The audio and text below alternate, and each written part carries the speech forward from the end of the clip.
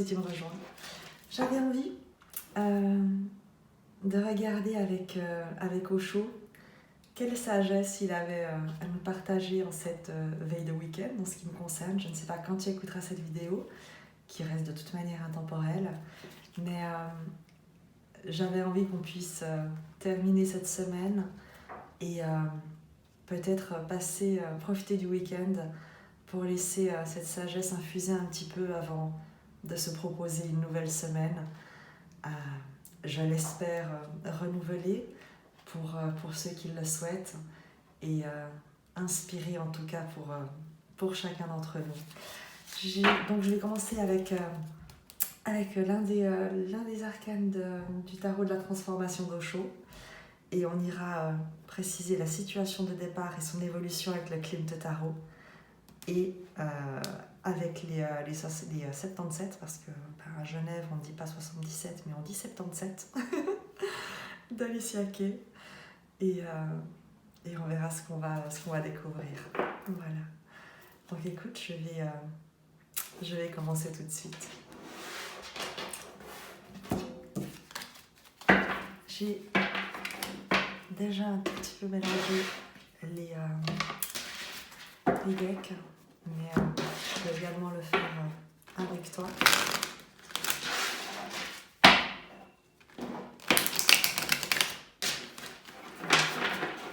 Et on ira demander une sagesse, une parabole, un récit qui pourra inspirer les personnes qui seront amenées la tasse de thé.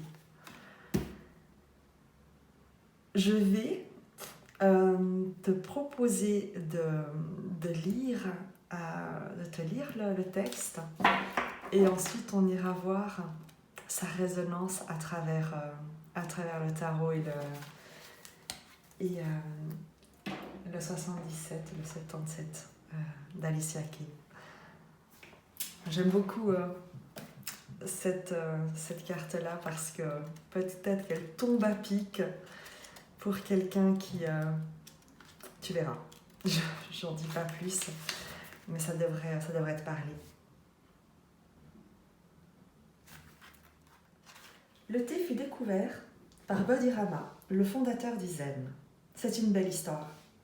Il méditait depuis 9 ans, face à un mur, 9 ans, simplement face à un mur, continuellement, et qu'il puisse commencer à s'endormir parfois, quoi de plus naturel. Il lutta continuellement contre le sommeil. Souvenez-vous, il s'agit du sommeil métaphysique, de l'inconscience. Il voulait rester alerte, même pendant son sommeil. Il voulait que son état de vigilance reste constant. La lumière devait briller de jour comme de nuit, 24 heures sur 24. C'est cela la nature de Dhyana, de la méditation, l'état de vigilance. Une nuit, il sentit qu'il s'endormait et qu'il lui était impossible de rester éveillé. Il se coupa les paupières et les jeta. Il lui était maintenant impossible de fermer les yeux. L'histoire est belle. Pour atteindre la vision intérieure, il faut renoncer aux yeux tournés vers l'extérieur. C'est le prix à payer. Et qu'arriva-t-il ? Quelques jours plus tard, il découvrit que les paupières qu'il avait jetées au sol prenaient racine. Ces jeunes pousses devinrent le thé. C'est pour cette raison que lorsque vous buvez du thé, quelque chose de Bodhirama pénètre en vous et vous empêche de dormir. Bodhirama méditait sur la montagne Ta, d'où le nom du thé. Il vint de cette montagne où Bodhirama médita pendant 9 ans. C'est une parabole. Quand un maître zen dit de prendre une tasse de thé, en réalité, il vous dit de vous souvenir de Bodhirama. De ne pas vous soucier de ces questions, à savoir si Dieu existe ou non, qui créa le monde, où se trouve le paradis et l'enfer, quelle est la théorie du karma et de la réincarnation. Non. Quand un maître dit d'oublier tout cela et de prendre une tasse de thé, en réalité, il affirme « Mieux vaut devenir plus conscient. Oubliez toutes ces sottises. Elles ne vous seront d'aucun secours. »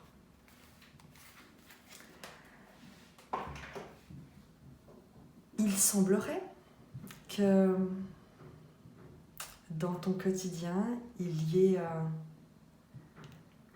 une situation sur laquelle tu t'interroges énormément, dont tu essayes de percer le mystère et que tu observes peut-être avec tes yeux physiques et qu'il te faudrait voir avec ton regard intérieur. Donc on va regarder, je te propose de ce côté-ci avec le Golden King Tarot. Quelle est cette situation selon ta perception? Et en face, on ira voir ce que ton regard intérieur peut te révéler sur cette situation et peut-être l'occasion d'évolution, d'apprentissage, de transformation qui peut en découler.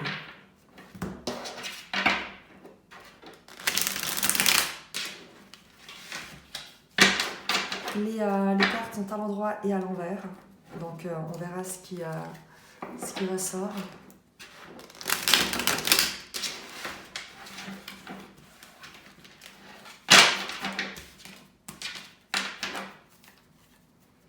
Alors, quelle est cette situation sur laquelle tu médites peut-être depuis longtemps et que tu essayes de percer, et dont tu essayes de percer le mystère? La tour. En tout cas, on comprend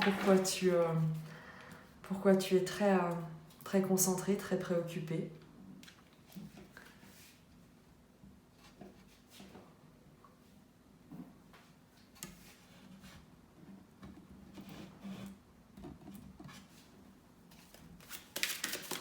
La tour nous indique, excuse-moi, je fais juste le cadrage pour être sûr que rien ne se soit décalé. La tour nous indique qu'il y a eu un bouleversement, une déstabilisation dans tes fondations, dans ton environnement, dans ta manière de penser peut-être. La tour, à l'endroit, nous parle de quelque chose qui s'est effondré. Et retiens toujours une chose, c'est que lorsque quelque chose s'effondre, c'est que ses fondations n'étaient pas solides, ne reposaient sur du sable. Et que parfois, il faut que quelque chose s'effondre pour que tu puisses reconstruire sur quelque chose de bien plus solide et qui durera dans le temps. Donc on a affaire à quelque chose apparemment qui s'est effondré. Le roi de coupe.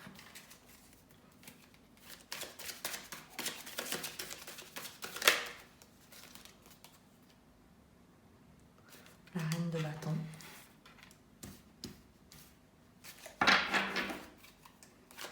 La tour, dans sa symbolique, c'est aussi un coup de foudre. Si tu regardes un ancien tarot, enfin un tarot de Marseille classique, il y a cette notion de coup de foudre qui apparaît. La papesse inversée, et tu vois, on retrouve également ces flammes ici, sur cette illustration-là. Et je vais juste, parce que je l'ai derrière moi, je vais te montrer la carte du tarot de Marseille qui illustre la tour, parce que je trouve ça intéressant, parce que je vois pourquoi j'insiste, parce qu'il y a il y a ce roi de coupe qui regarde cette reine de bâton. Le roi de coupe, évidemment que c'est un personnage, ça peut être un homme ou une femme, évidemment c'est une vibration de quelqu'un qui prend soin, qui est attentionné, qui est charmant, qui est protecteur. Et la reine de bâton, c'est une personne, donc ça peut être un homme ou une femme, c'est une vibration, une énergie qui est passionnée, charismatique, séduisante, qui a un charme et beaucoup d'attrait. C'est quelqu'un d'enthousiaste, de passionné et de passionnante. La papesse, pendant que je cherche la tour, nous indique qu'il y a la papesse inversée. Normalement, la papesse, c'est le secret, c'est ce qu'on garde caché en soi. Elle nous indique qu'il y a quelque chose, un secret à révéler ou qui a été révélé ou que tu souhaites révéler. Je ne sais pas, on va aller voir. Où est la tour là, voilà. Tu vois, sur cette illustration qui est le tarot de Marseille, donc le tarot original, tu as c'est ce feu divin qui vient bouleverser et qui fait tomber les personnages qui n'ont pas l'air très effrayés, si tu le vois. C'est moi, dans cette disposition-là, ça me fait quand même un tout petit peu penser à un coup de foudre et peut-être à une déclaration qui est dans l'air et qu'on ne sait pas comment formuler, ou des non-dits qui demeurent et dont on souhaite sortir. Le 4 de coupe inversé. Le 4 de coupe inversé nous parle justement de saisir une occasion, de ne pas rester en retrait, de ne pas... Mais en fait, tu ne vois absolument rien. Excuse-moi. Voilà. Je suis absolument désolée. J'espère que tu as quand même pu profiter de mes explications, à défaut d'avoir ces magnifiques illustrations de Klimt. Le 4 de coupe donc, nous parle parfois de frustration, d'être insatisfait par rapport à une situation. Et là, on voit que tu sors, avec le 4 de coupe inversé, de ce sentiment de manque dans ton expression émotionnelle. Tu as trouvé ce qui te met en joie, ce qui tout d'un coup t'inspire.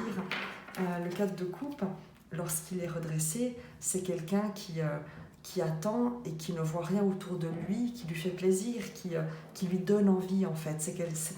C'est lorsque une situation, rien dans ce que tu expérimentes ne permet de combler l'appétit que tu as de la vie. Et là, en étant inversé, on nous dit que tu sors de cet état d'attente et de désillusion.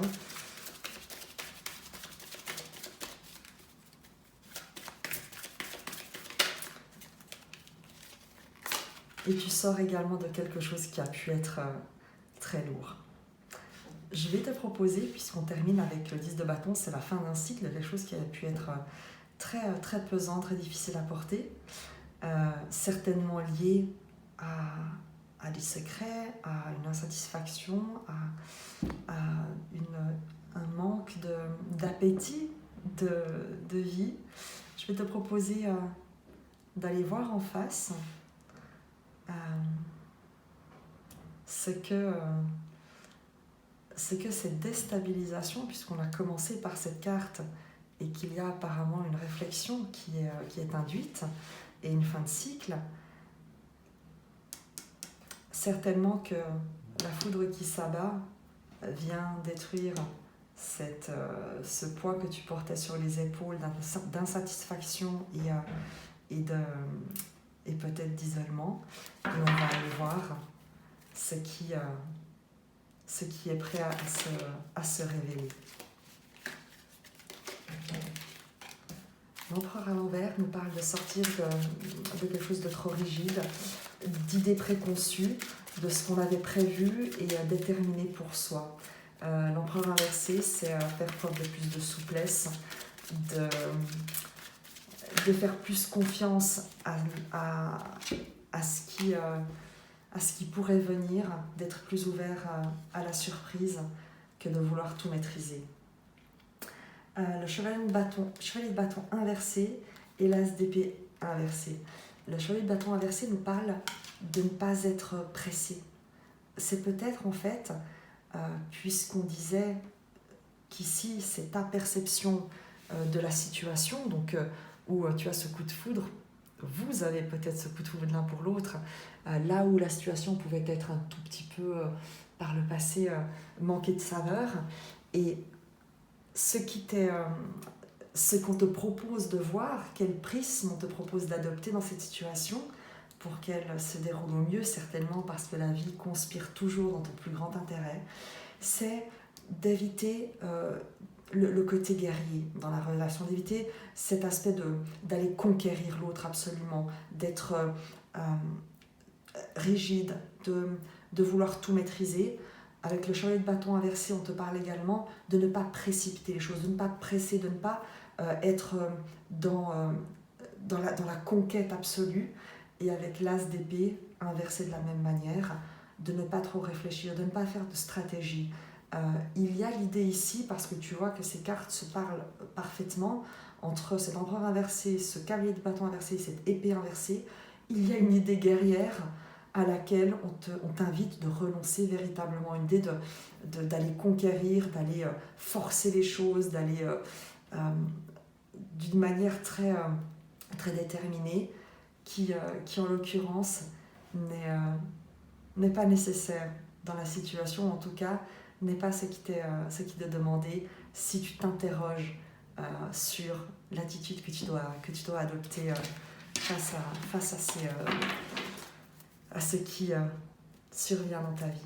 On va demander un complément là-dessus.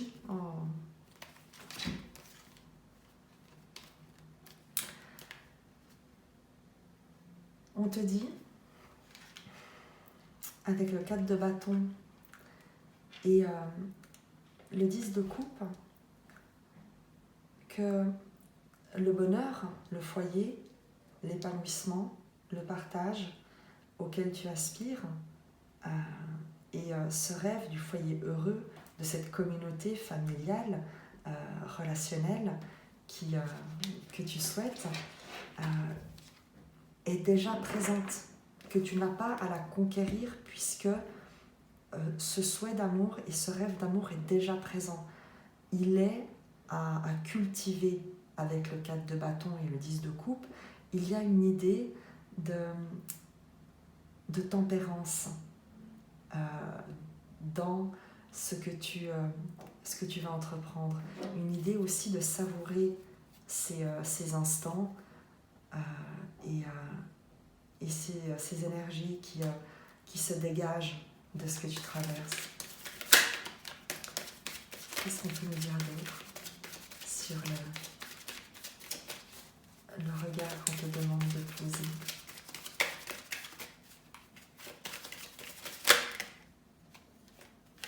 Le 3 d'épée.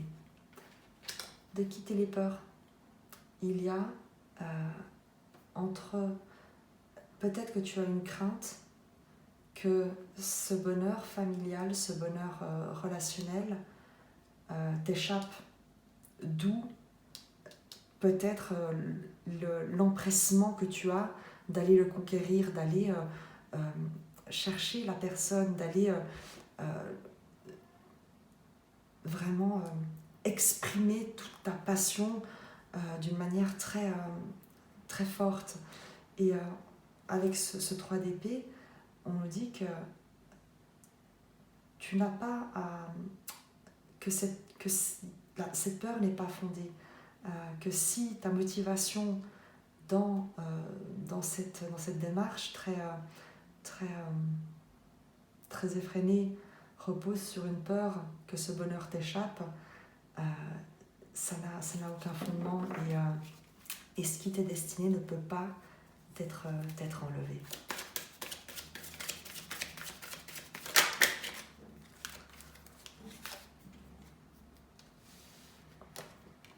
Le 10 de denier te parle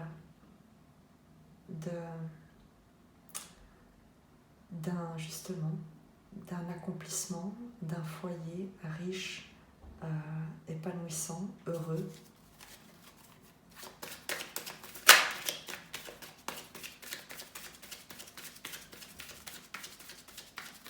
Te parle d'une concrétisation, d'un aboutissement. Te dit que tu as toutes les ressources, tous les moyens à ta disposition, peut-être que tu es pour le partager. Un valet de bâton. Donc, tu vois la différence. Tu peux avoir peur, comme je te l'ai dit ici, que ce rêve t'échappe. Et on te dit non. Avec le 10 de denier, c'est une énergie très matérielle, très ancrée, très réelle, très présente. C'est une concrétisation, c'est véritablement un projet qui va non seulement voir le jour, mais qui t'annonce une prospérité sur le long terme. Et avec ce valet de bâton, qui a la même énergie, si on veut, que cet empereur et ce chevalier de bâton inversé, on te dit de retrouver la joie de l'enfant, la joie du plaisir amoureux, la joie de l'échange, la joie de la séduction adolescente en fait. Il y a quelque chose ici où on te dit que tu n'as pas à avoir peur, tu n'as pas à craindre que cela t'échappe et donc à te précipiter, mais au contraire, à accueillir tout ça, à te rendre compte que ce qui t'est destiné vraiment ne peut pas t'être enlevé. C'est comme ça, c'est pas possible.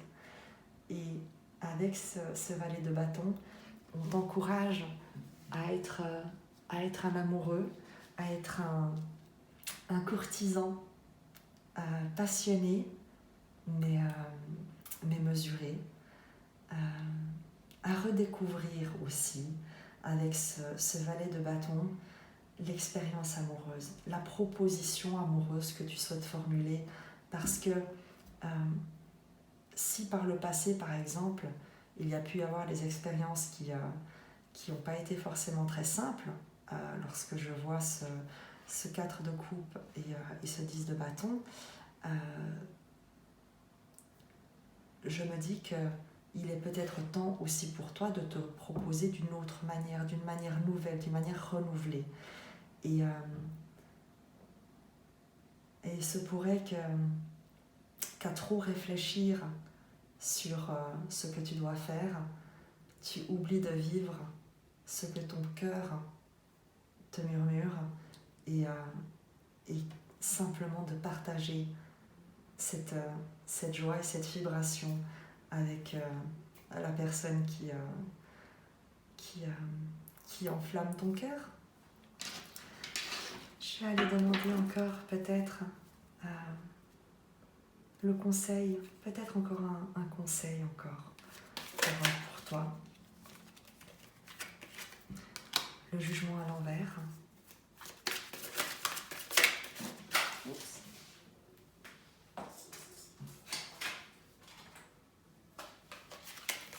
Le soleil.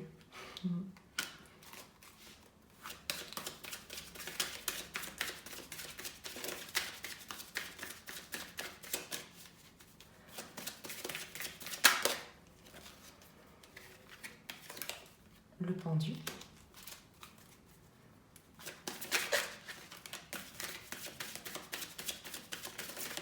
Encore une dernière carte.